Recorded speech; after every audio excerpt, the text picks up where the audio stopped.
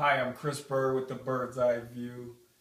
Watching Leo Santa Cruz, Cesar Seda, great fight. I mean, you got two good high-class boxers that just showed a lot of skill.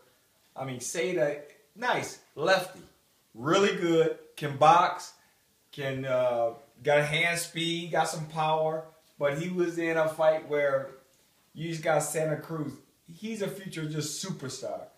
Tall, rangy, and one thing in the fight with Seda, early on, boxing, getting his stuff in, trying to get his jab and lefty in, but he kept pulling out, getting caught right at the end of the punch.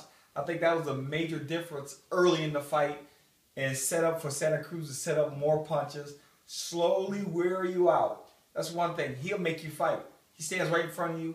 Smart adjustment, fighting the southpaw, staying on top of the jab, making him fight, staying right in front of him, countering everything, block shots.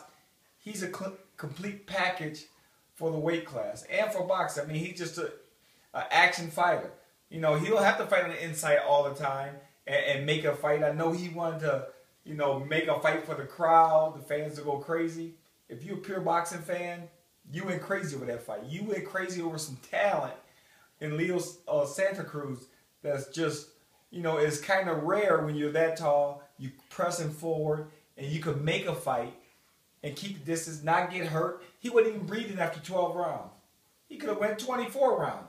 I mean, he's that good, and he's getting better and better. I mean, he's an impressive kid, impressed me a lot, and he moves on. That's my take. You got the Bird's Eye View. I see you at the next fight.